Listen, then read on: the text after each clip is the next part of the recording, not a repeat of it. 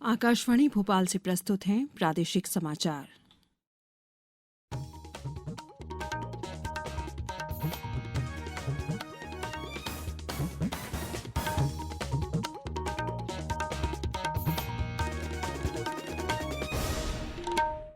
नमस्कार, समाचारों के साथ मैं शेख महजबीन अल्माज। सबसे पहले इस बुलेटिन के मुख्य समाचार। मध्य प्रदेश हिंदी भाषा में एमबीबीएस पाठ्यक्रम शुरू करने वाला देश का पहला राज्य बना। केंद्रीय गृह मंत्री अमित शाह ने भोपाल में पाठ्यक्रम का शुभारंभ किया। मुख्यमंत्री शिवराज सिंह चौहान ने इस वर्ष 6 इंजीनियरिंग और 6 पॉलिटेक्निक कॉलेजों में हिंदी में शिक्षण कार्य शुरू करने की घोषणा की। धनतेरस पर 4 लाख से अधिक परिवारों को मिलेगी नए आवास की सौगात। पीएम आवास योजना के अंतर्गत होगा गृह प्रवेश। और आसमान साफ होते ही गिरा पारा, महसूस होने लगी गुलाबी सर्दी। अब समाचार विस्तार से। केंद्रीय गृह एवं सहकारिता मंत्री अमित शाह ने आज भोपाल में देश में पहली बार हिंदी में एमबीबीएस के पाठ्यक्रम का शुभारंभ किया। उन्होंने चिकित्सा विज्ञान की हिंदी में तैयार 3 पुस्तकों का विमोचन भी किया। अपने संबोधन में केंद्रीय गृह मंत्री ने कहा कि आज का दिन देश के शिक्षा क्षेत्र के पुनर्जागरण और पुनर्निर्माण का दिन है। श्री शाह ने कहा कि प्रधानमंत्री नरेंद्र मोदी ने नई शिक्षा नीति में प्राथमिक, टेक्निकल और मेडिकल शिक्षा में बच्चे की मातृभाषा को महत्व देकर एक बहुत बड़ा ऐतिहासिक निर्णय लिया है। श्री शाह ने कहा कि 21वीं सदी में कुछ ताकतों ने ब्रेन ड्रेन की थ्योरी अपनाई और आज प्रधानमंत्री मोदी ने ब्रेन ड्रेन की थ्योरी को ब्रेन गेन थ्योरी में बदल रहे हैं। श्री शाह ने कहा कि देश भर में 8 भाषाओं में इंजीनियरिंग की पुस्तकों का अनुवाद शुरू हो चुका है और कुछ ही समय में देश के सभी विद्यार्थी अपनी मातृभाषा में टेक्निकल और मेडिकल शिक्षा लेने की शुरुआत करेंगे। मोदी जी के नेतृत्व में नई शिक्षा नीति के माध्यम से हमारी भाषाओं को महत्व देना शुरू हुआ है। जेईई, नीट और यूजीसी देश की 12 भाषाओं में एग्जाम देने की व्यवस्था, परीक्षा देने की व्यवस्था नरेंद्र मोदी जी ने की। 10 राज्यों ने इंजीनियरिंग को भारतीय भाषा में तमिल, तेलुगु, मराठी, बंगाली, मलयाली, गुजराती में अनुवाद कर इसकी शिक्षा भी आगे चल रही है।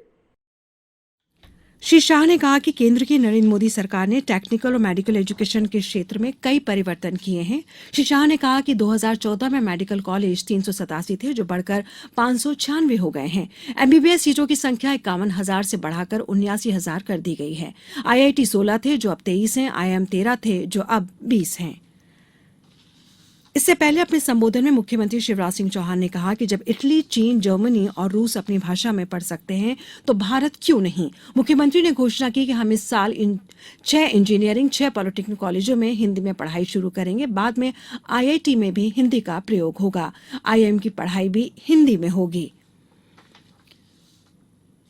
अपने मध्य प्रदेश प्रवास के दौरान श्री शाह ने ग्वालियर में राजमाता विजयाराजे सिंधिया हवाई अड्डे के नए टर्मिनल भवन की आधारशिला भी रखी। यह नया टर्मिनल 446 करोड़ रुपए की लागत से बनकर तैयार होगा। श्री शाह ने 3,143 गांवों के लिए 4300 करोड़ रुपए की जल जीवन मिशन परियोजनाओं का शिलान्यास और उद्घाटन किया। केंद्रीय गृह मंत्री ने प्रधानमंत्री आवास योजना के तहत लाभार्थियों को 256 शहरी और 1,202 ग्रामीण आवास भी सौंपे। इस अवसर पर श्री शाह ने कहा कि जिस जोर से ग्वालियर हवाई अड्डे की योजना तैयार की गई है, उससे लगता है कि देश का सबसे अच्छा हवाई अड्डा होगा। इससे ग्वालियर में हवाई संपर्क में सुधार और पर्यटन को बढ़ावा देने में काफी मदद मिलेगी। कार्यक्रम को केंद्रीय मंत्री नरेंद्र सिंह तोमर और ज्योतिरादित्य सिंधिया और मध्य प्रदेश के मुख्यमंत्री शिवराज सिंह चौहान ने भी संबोधित किया। अब समाचारों में वक्त है एक ब्रेक का। ये समाचार आप आकाशवाणी भोपाल से सुन रहे हैं। हमारे समाचारों को आप कभी भी और कहीं भी अपनी सुविधा के अनुसार सुन सकते हैं। ये समाचार बुलेटिन YouTube, ट्विटर और फेसबुक पर AIR न्यूज भोपाल पेज पर सुने जा सकते हैं। इसके अलावा आप हमारी वेबसाइट newsonair.nic.in पर या AIR न्यूज ऐप पर भी ये समाचार सुन सकते हैं। ब्रेक के बाद समाचारों में एक बार फिर आपका स्वागत है। प्रदेश में आगामी 22 अक्टूबर को धनतेरस के अवसर पर 4 लाख से अधिक परिवारों को प्रधानमंत्री आवास की सौगात मिलने जा रही है। मुख्यमंत्री शिवराज सिंह चौहान इस दिन गृह प्रवेशम कार्यक्रम के माध्यम से हितग्राहियों को उनके नए आवासों में गृह प्रवेश कराएंगे। जनसंपर्क अधिकारी प्रलय श्रीवास्तव ने बताया कि प्रदेश सरकार द्वारा 4,05,000 प्रधानमंत्री आवासों में गृह प्रवेश का कार्यक्रम दोपहर 12 बजे से आयोजित किया जाएगा।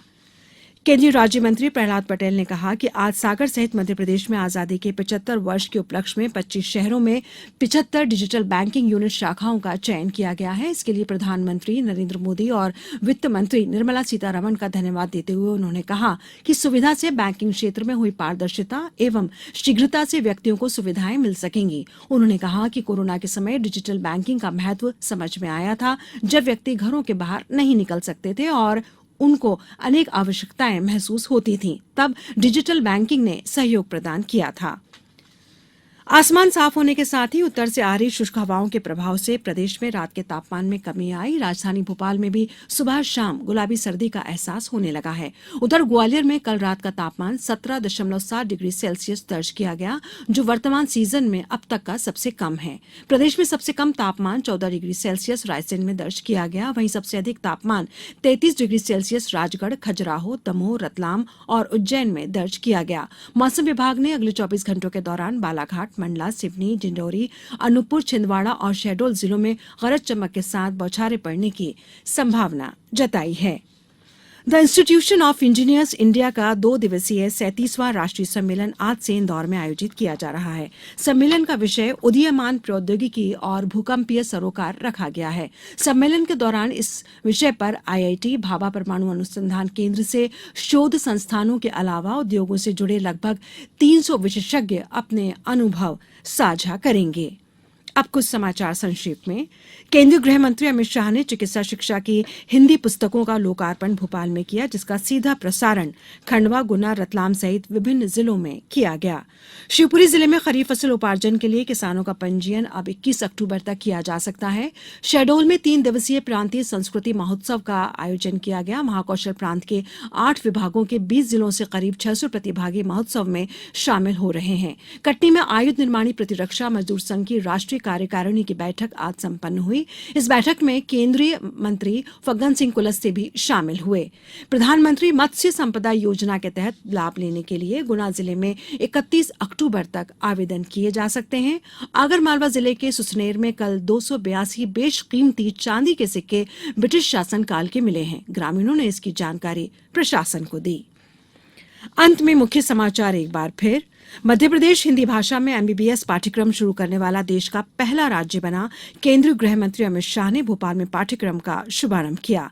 मुख्यमंत्री शिवराज सिंह चौहान ने इस वर्ष 6 इंजीनियरिंग और 6 पॉलिटेक्निक कॉलेजों में हिंदी में शिक्षण कार्य शुरू करने की घोषणा की।